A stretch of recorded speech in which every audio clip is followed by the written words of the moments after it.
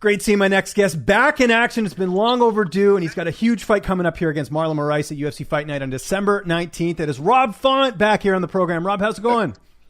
I'm doing great, brother. How you doing? Doing well. I should correct myself. A very festive Rob Font. Your girl really went all out with the Christmas lights and the tree and everything. You're looking good.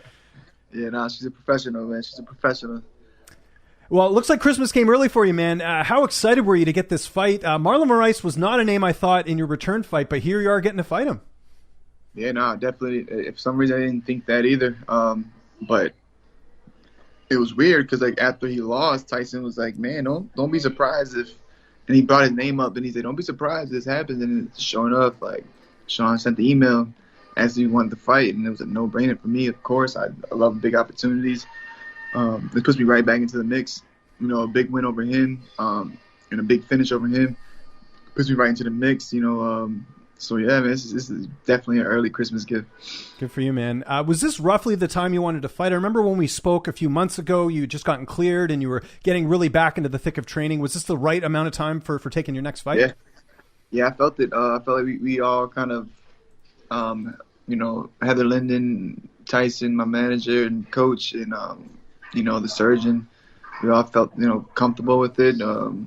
Yeah, we figured good to go by December. So, you know, and then I felt great. I just, honestly, right after I got cleared, I felt I could have gone then. Like, I just kept my head down and just focused on PT, and I thought the PT went good. You know, in my mind, I got a brand new knee, so I'm like, I feel like I'm better, you know, this is perfect timing. You know, this is not my first year off, you know, I've done it twice. And, again, I fought last year, December. We're right back where we want to be, so it is what it is. Just another hiccup. But, again, like I said, I got a brand-new knee. If anything, the way I see it is I got a brand-new knee. I didn't take any head damage. You know, I got to recover all my, you know, my small little injuries, like the fingers, toes, the elbows, all the little small bumps and bruises. You know, the whole pandemic, coronavirus is going on, so it didn't, like, I felt like, you know, like I had to stay home anyways, you know, so it was kind of like, it worked worst. Out. I mean, of all times to have a pandemic, why not have it when you're recovering from an injury, right? Exactly. So it wasn't the worst, you know. I kind of like, and then, you know, I'm right back in there. I got to during that whole process, I got to watch Calvin Kattar fight twice, and you know, I get to watch in main event two cards. You know, I haven't main event any cards yet, so as a learning experience for myself, I got to see the whole thing, the process, the walk, everything. You know, so I got to felt that actually 3 times. So It's been a fun year, but, you know, productive year. But it sucked at first, obviously, once I got the injury and I found out I wasn't going to be fighting. But like again, like, you know, just how you take that news and and how you react to that news is going to, you know, determine how your recovery and everything else you know, happens and if it goes well or not. And you know, not to sound corny, but I was just super positive with it and just try to stay super positive. Stayed focused. I knew, like, my new martial art was rehab, and just put everything I had into that. And then it felt like 4 solid months of it, and I was back. Like, everything I had was into rehab, and I was back within 4 or 5 months, moving around, doing light workouts, you know, shadow boxing, and I felt great, excited. Would you have wanted to fight on the same card as Calvin? Because he's fighting a couple weeks after you. Yeah, definitely. I would love to kind of repeat what we did in Boston. We tried, it just didn't happen, you know.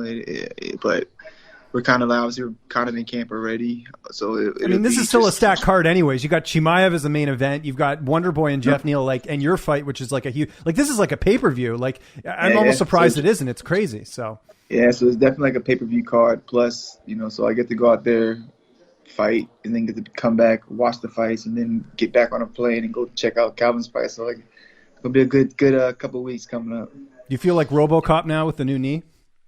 Yeah, definitely. Should maybe change the nickname. Go with RoboCop Rob Fun or something. That would be kind of neat. RoboCop Rob, man. Tyson, get the shirts made if you're watching this. Put it on the Cartel shirts. I like it.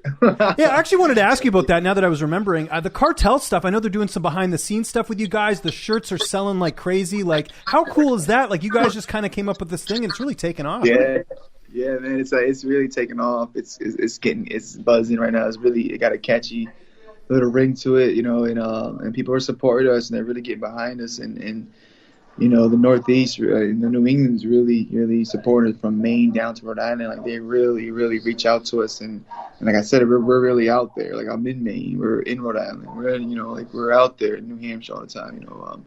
So like we're really touching everybody and getting that local New England support, but also like we're getting fans across the world reaching out to us saying like they like the whole New England Cartel, it's a team thing. It's pretty cool, man. The UK, all over the states, it's pretty cool. It's blowing up, and I want it to be like bigger than like the Red Sox or you just need Tom Brady to get a shirt and wear it sometime, and then it'll really blow up, right? So I want it to be bigger. I want it to be a little bigger though, because you can't not everybody in the world is gonna love football or baseball, right? But that's true. Like Dana White says, and I feel like everybody kind of loves fighting, so if we can love fighting and kind of love that team behind it, I think, that's where we're trying to go with it, where we're like, we have a whole squad in Brazil and a whole squad in Germany somewhere just supporting us and just ready to see us fight, and all the up and coming young fighters as well. So I'm excited.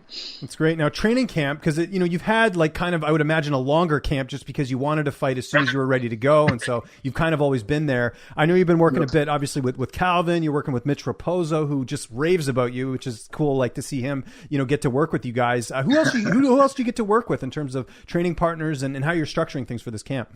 So as far as right now, we kind of have to keep the numbers a little lower. Mm-hmm. So it's basically Tyson, Calvin, my boy Tom, my boy Nick Fiore. You're gonna see him coming out soon. He's an Renzo Gracie black belt, just nasty on the ground, great wrestler, great positive attitude. Him, my strength and conditioning coach, obviously Jake and Sean, the striking coaches. Coach Dupree. So we kept the coaches obviously there, and then we have 2 or 3 partners that we spar on Saturdays. My boy Tateki and John Duma. We spar them on Saturdays, and then we have 2 boxers I've been sparring. So that's it. And then but besides that, it's been kind of like just a small group, the same people, really just me, Calvin, and then we figure out who we're sparring, and then we just see the coaches individually when we get a chance to. So it's still traveling a little bit, but it's it's working and we're getting it done. You mentioned strength and conditioning. How about the weight cut? I know when you're off for a while, it can be a little bit tougher, and then we got the American Thanksgiving for you guys coming up on the weekend. Like how are you navigating through all that? Yeah, no, I'm a professional, so the weight's like I wouldn't have taken the fight if I was too heavy, So the weight was good. As far as Thanksgiving, this is, like I said, we're professionals. This is what we do. It's honestly my 5th year of not really eating and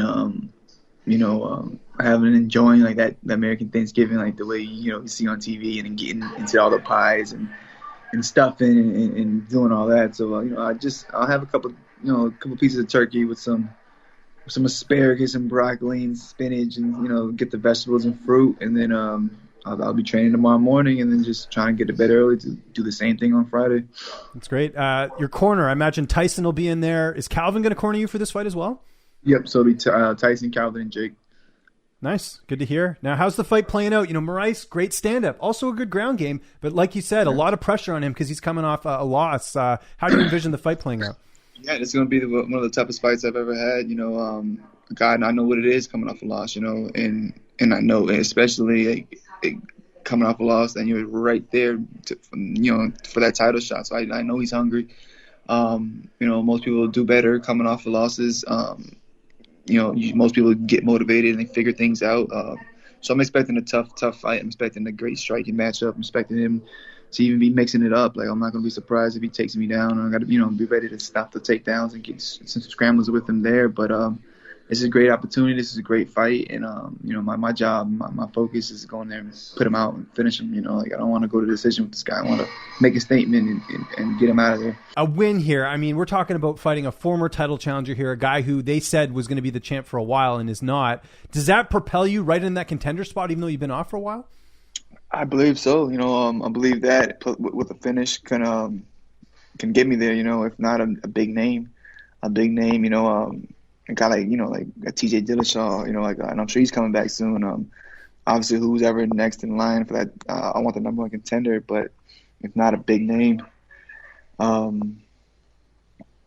But you never know how the UFC works, you know. Shit, like I might get out there and do like, you know, 2 weeks later I'm fighting for the title. So you just never know. Like obviously, #1 contender fight, title or big name.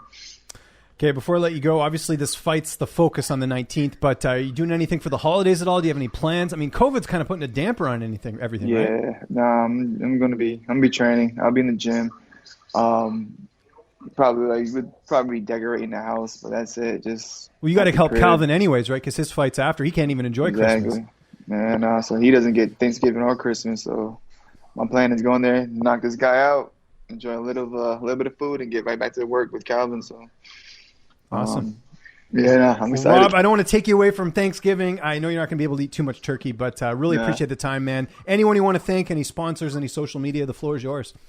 Yeah, man. Thank you for having me on. I appreciate, obviously the interview and the push you give us. Huge shout out to the Cartel, New England, everybody that supports us, and tune in December 19th. I'm excited.